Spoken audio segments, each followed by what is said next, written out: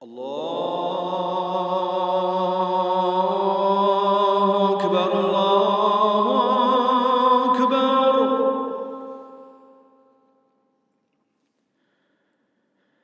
الله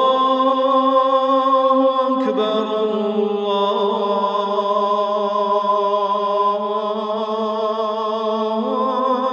أكبر.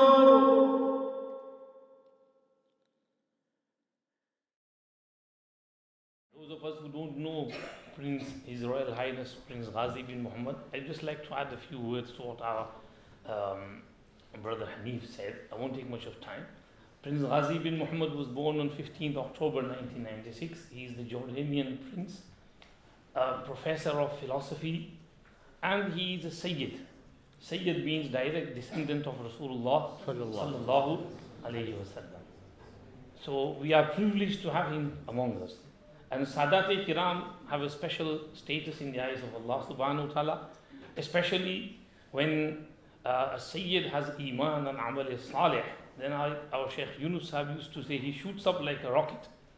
His Royal Highness completed his studies over here, like mentioned, Princeton University in 1984 until 88. And then he attended Al-Azhar University College of Usuluddin from 2007 to 2010. And he received his second PhD in Alimiyya in Islamic philosophy, awarded highest honors on the 16th of January 2010 with his thesis Al-Hubbu fil Quran al-Kareem, love in the Holy Quran.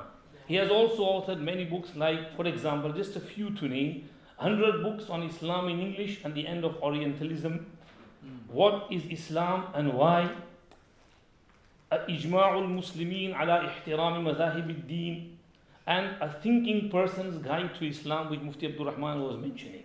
Very nice book, and Turaf publication has brought it to us. May Allah reward Yahya Bhai again for bringing this very nice book at a very critical time when we are in need of all these guidances. And finally, the book which is in front of us, a tentative guide to the themes of the surahs in the Quran. Along with what Mufti Abdul Rahman was saying, we do get objections from people that Quran is just a compilation of different things here and there. There is no rabt and connection between the ayat and the surah. So His Royal Highness has endeavored to get rid of this objection and to say that it is marboot, everything is connected. So Alhamdulillah, as we learned from Mufti Abdul Rahman Sahib, and this book will inshallah increase your love for the Quran as well. It will portray the miraculous nature of the Holy Quran in its inimitability, in its compilation, and inshallah your love for the Quran will be increased. And finally, His Royal Highness's humility. Yahya Bhai was telling me that we asked him to talk about his own book, and he said, no, Hazrat Mufti Taqi Sahib is my ustad, is like my teacher. I can't speak in front of him while in my book. So this is how his humility is portrayed in this one sentence, that Mufti Sahib is like my teacher, and I don't want to speak in front of him on my own book. I'll leave that to someone else. Now, we will request His Royal Highness to talk about Hazrat Mufti Sahib's book, which is in front of us, and share some beautiful words of wisdom with us. Thank you, Maulana. Thank you all for coming. Thanks to SOAS. Thanks to Brother Yahya for organizing this and for getting the books out in time. I'd like to thank my brother, Mufti Abdul Rahman, for his really beautiful words. He knows much more about the Quran than I do. And so it's really incongruous for him to have introduced my book, but that's the barakah of Yahya. He press ganged Mufti Abdul Rahman into introducing it. So I thank them both for that. I just want to say one thing. If you have time, and I do this myself, if you have time, look at Zamzam Academy. This is Mufti Abdul Rahman's channel and Turat's channel. There's a lot of barakah. I listen to it all the time when I have something, when I'm multitasking, when I'm working. I have it in the background. It's really, you can pick up a lot of knowledge and knuckle of a lot of books. There's really a lot of barakah in that. It's really my favorite channel to listen to in English, and I encourage you very much to do that. I'll just say one thing. It was Mufti Taqi. I'm by training a philosopher. I'm not alim. I'm sitting with two alims, and I hope in the akhirah I will sit with two alims. So I'm a philosopher by training, and I even at the Azhar, my PhD was in philosophy. and I know literature. And so I saw this thing, but I would have never dared to write the book had I not the idhn and the barakah from Mufti Taqi. I was telling them, this is my idea and this is what I see. They said, no, you write it, you write it. So I wrote it sort of gingerly, but it was really the barakah of Mufti Taqi. And he said, write it in Ramadan. And so I was writing it last Ramadan. And I got to the end of Surah Yusuf, and I became so ill that about halfway through, I couldn't move. I was so sick, I couldn't move. About 2 days, 3 days. So I said, okay, I'll stop. And it's really for the ummah to decide if this is there or not there. And by the ummah, I mean the community of ulama. It's the ulama that must decide if this is true, if it's not true, and if it's of benefit, and if it's not of benefit. That's what I see. I put it up. In essence, intellectual history in Islam is a marketplace of ideas amongst the ulama, and it's the ulama that must decide collectively. If someone like me who's specialized in a field that serves the main fields, which are fiqh and tafsir and hadith, states something definitively, then I can easily wind up in hell. So I've just said, with the barakah of Mufti Taqi, I've said, this is what I've seen. Please have a look at it. I found it useful. This is what I've seen. I may be right, may be wrong. Let the ummah decide. All right, alhamdulillah, that's this book. Right, bismillah. Now, let me speak about this book. First of all, it's a great honor to be sitting next to Mufti Taqi. And it's very awkward to say what I really think and feel when he's sitting right next to me, because you're not supposed to praise people in their presence. But there's some objective things I have to say. And I'll just tell you one story that happened to me over the years. I'll just give you a story. And this is to do with economics. For years, I really couldn't understand, and I don't know, I've never studied economics, and I never took particularly great interest in it, and I really couldn't understand why Allah subhanahu wa ta'ala wages war, him and his prophet. It's very drastic. It's very drastic in the Quran. فَأْذَنُوا بِحَرْبٍ مِنَ اللَّهِ وَرَسُولِهِ. It's very drastic on interest. I just didn't get it. I don't know, probably more obvious to you.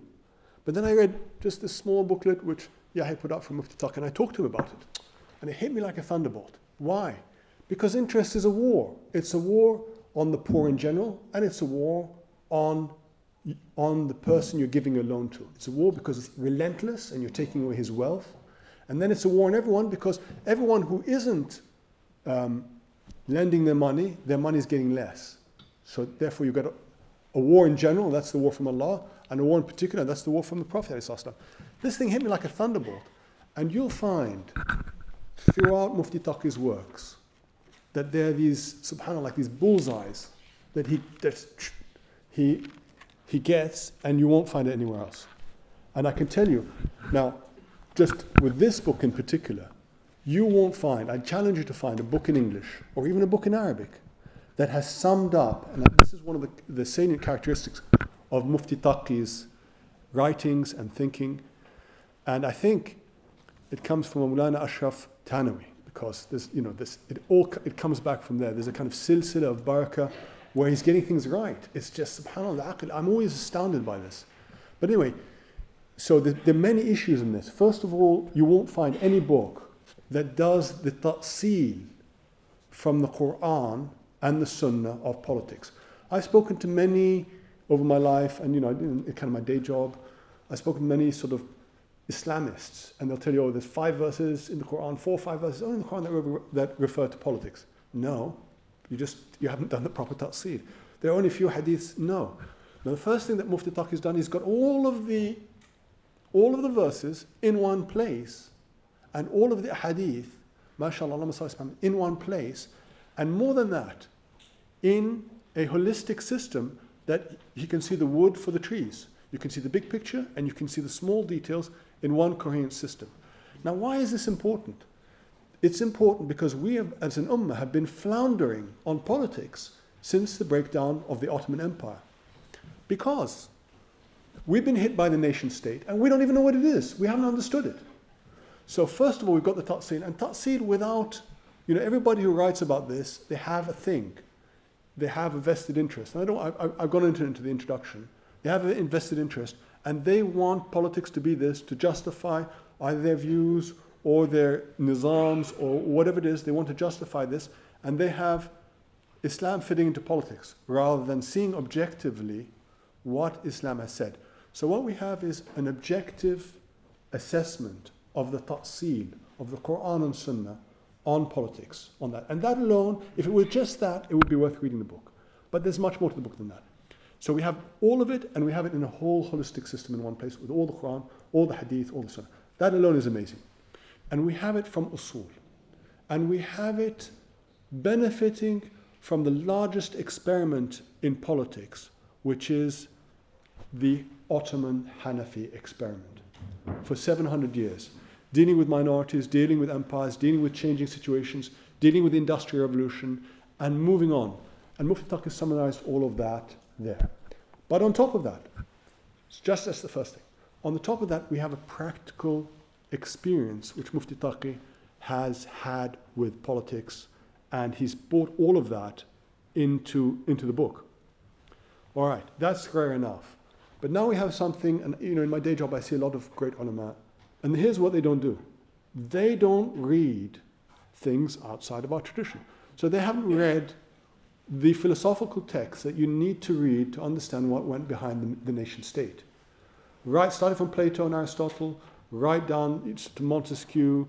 Sorry, if I'm going on too long, Mola, please tell me. Right down to Montesquieu, to Rousseau, to the social contract. Mufti Taqi, there's another part of the book where he's gone through all of them and summarized. And so you have to understand. I mean, all of our great ulama understand or did understand what Islam says about politics. But how to understand the nation state, you don't get until you've done all of that philosophical reading, and then you've compared it to our tradition, compared the two things together. The things are compatible, what's not compatible. And then you have to be able to pass judgment, to say, this is compatible, this is not compatible. And Mufti Taqi has done all of that. And it's an amazing work with objectivity. I'll just give you one small example of how this works. Now, I'm always bewildered when I see politicians running for elections. I mean, of course, we have, a parliament in Jordan and they run for elections. But what's going on in elections is, most people, and you see these debates, when you run for elections, if you see these debates on TV, and it's getting worse now because of the internet, but even 20, 30 years ago before the internet, basically when you're running for elections, you're saying how great you are, madh nafsu kadhab, and how bad the opponent is, and then you're slandering. And then this is the person that you want to run your affairs, but even before he gets to the post, he's a liar and he's a slanderer. So this is one of the inherent structural problems that we haven't got our head around. And so Mufti Taqi, just one point, he's proposed, the community should decide, you have to run, and then he doesn't have a choice. It shouldn't be me, I want to be on the stage, I want to do this. So there are many, many points that we haven't understood, that Mufti Taqi has summed it all up in one book, and you can just digest it. And I remember when I was a student, looking for books like this, and there's lots of classical works on Islam, you'll get Mawardi and all these books, and we read them, but they have nothing to do with our situation now. It's not just simply a question of understanding Islam and politics. It's a question of understanding in waqi', and then bringing that theory down into practice, which Mufti Taqi has done in a brilliant way.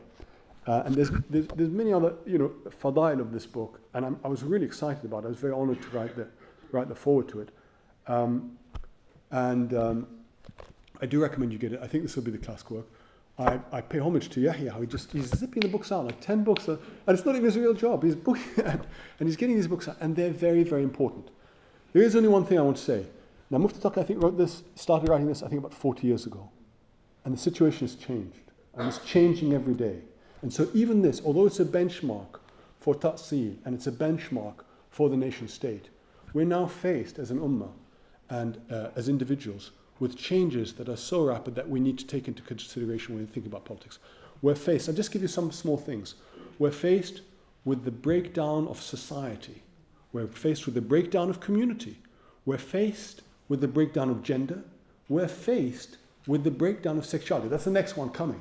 I don't want to talk too much about that, but there is. All of these things change, and then we're faced with big data and microanalysis, where you get personalized messages that you can be manipulated by a computer. every single one of us I'm not on Facebook and I don't like that stuff, but most people who are, can be manipulated through the big data, so that they're no longer free. They've been pegged by some computer somewhere, and they've been pegged, and they're going to be manipulated through social media. Now this is a benchmark, but the next question is, and I hope some of the ulama will take these, who know more about technology than us, will take these and then relate them to the tafsir that's in this book. I think that's the next stage.